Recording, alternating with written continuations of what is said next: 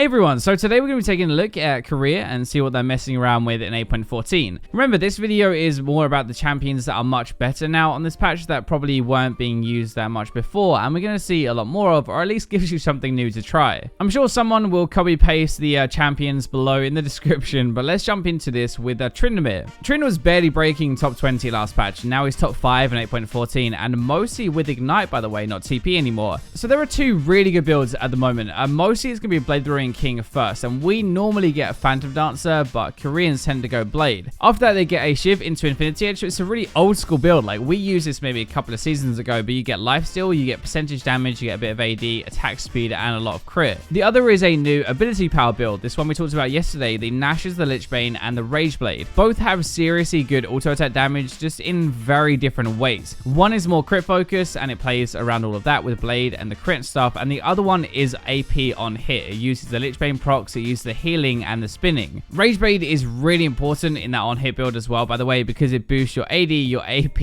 at the same time. You can go for either build, they're both really good. AP is pretty troll, but it's actually seriously good. I got dove by one the other day and it feels pretty bad, but we should be seeing a lot more Tryndamere now. The insane part is, at least in Korea, there is basically no weak point in his game at the moment. He wins a good amount of early games from snowballing the lane phase with Ignite, but he's still a late game beast as well. It's pretty cool, to be honest. I really like this. Like, you've got a good champion and two kind of different ways to play him with two very different builds. They both work at the same time though. The real question is how long until Riot nerfs it. Jinx is the other one. I saw this a lot actually on the best champions video. Everyone was talking about Jinx, and she is top 3 in Korea right now, at least for pure AD carries, just behind Draven and Misfortune. There are a lot of buffs recently, so that is going to be why. It's like Q bonus damage now crits. Your W uses more AD, for example, and then this patch was more health for the lane phase. Stormrazor was also buffed recently, but now your Q can crit, and Stormrazor guarantees crits, so it means it actually does a huge chunk of damage. That is the thing. Jinx is pretty good at one item, just Stormrazor, and good early to mid game, much better than most other crit champions at that point. When you're using your rockets and your Stormrazor together, it is an AoE crit, by the way. With Runins, that is 3 crit rockets, so 3 AoE rockets, and that is a big chunk of damage. You have really good wave clear with this, so you farm really well. You have good teamfight damage as well. Your reset boosts damage even more, but it also keeps you safe because you're moving so fast. You can out-kite everything. Fleet is mostly the keystone that we're going to see, but lethal tempo is also very good. You can actually run 100% crit if you want to as well, instead of this build that I'm showing you. You delay your Infinity Edge and you get your rapid fire cannon third. Weirdly though, after all of these changes and how they've kind of rejuggled Jinx and stuff, she wins most in Korea before about 30 minutes into the game. Part of that is actually tower taking though, one thing we haven't talked about, but you leave her alone for a tiny amount of time and the tower is going to be gone. Like, it snowballs a game even more, gives you way more gold, and she's amazing when ahead. Twisted Fate is probably the most staple mid champion in Korea, but this patch specifically is more about Grasp Twisted Fate now. I bet this probably came from Abdo, honestly, knowing Korea, but either way, it's pretty good. It makes you tankier, it makes you harder to kill, something we really want on this patch. It's easier to play against like kill and aggressive lanes and bully melee champions. You're going to be getting health from Rod of Ages anyway. This is one of the reasons you get it, because it makes you very difficult to kill. You are an immobile champion, the only defense you kind of have is a gold card. So you have the health from that though, and then you have the health from Grasp and Overgrowth as well in your runes. It lets you trade a little bit better though, the keystone itself. You get a heal, you get some damage, and you have that health on top. It's really good for constant harass, if that makes sense, like constantly auto attacking and sustaining through the lane. But it is best against melee matchups who you can auto harass and use that to actually bully them. This patch, for example, he's doing way better versus stuff like Talon, LeBlanc, and even Zed is a little bit better, and I bet you that is because of Grasp.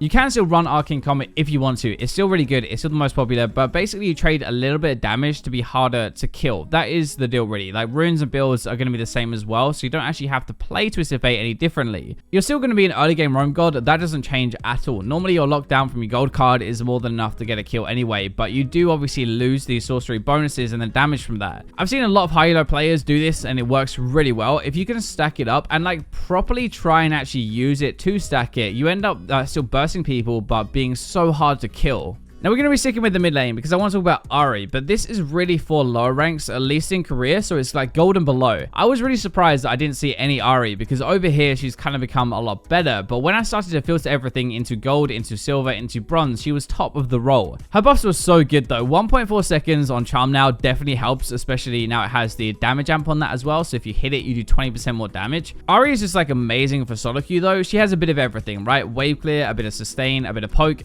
kill potential. You're very safe though with your ultimate and you're a playmaker. It's more geared towards winning lane phase now though. Through her charms, obviously you hit that, then you kind of go nuts, and roaming after that, winning from snowballing. It does kind of make sense that she would be better at lower ranks because, well, one, obviously it should be easier to hit your charms. People are going to be not as good at dodging. They won't flash it either, even if they should do. And two, you're just a very safe champion, so if you make mistakes, you're probably not going to die for it. You can try and make more plays, but you can get away if you get ganked. A lot of this is really geared into your ultimate playmaking now. So you have Ultimate Hunter, you have your Nimbus Cloak as well, which is move speed when you use it, and Celerity feeding off that move speed to give you a bit more AP as well, plus sudden impact. Basically, Ahri is less about throwing like random Qs in lane phase now and trying to poke them out. It's more about ulting forward, fishing for your charm, and then like if you hit it, you kill somebody. If you don't, you wait for it to be back up and you just ultimate out. It looks like she is one of the best solo queue champions to play right now, especially at punishing bad players. You can 100% kill somebody from full health if you find them and you're able to hit that charm, right? It makes it a really good solo carry champion. Mid jungle is probably like the two most important roles at the moment, so we're going to go into the jungle now. And even after the nerfs, Wukong has shot up again, but mostly again actually at lower ranks. He is still very good higher up, don't get me wrong, but it seems like he's even better now below plat after the nerfs, which doesn't make much sense. There is no real standout jungler at the moment at those ranks except Kindred and Wukong now. Career is a bit more active with Wukong, but basically you get Moby Boots, you stealth in, you get on top of them, you E, also Q ult, and they're gonna be dead. I'm guessing it's probably the same for you, but I see a lot of people who tilt when they get beat early as Wukong, but he is all about the item breakpoints. You want to get your warrior, and then you want to get your Dustblade, and that is when you take over the game. Even if you're behind, it doesn't matter. Wukong is a proper carry jungler, and he's so good at solo carrying a game once he gets those items he needs, especially against weaker early game junglers. It's much easier to get to that point without being too far behind. Dark Harvest Misfortune kind of does a similar job to this. Really, it's like my new favorite pick, by the way, right now. The more I play her, the more I feel like she should definitely be banned. Misfortune is really good anyway as a champion. Insanely high base damage. You have really good lane control. You can poke people from a mile away and chunk like half the health off.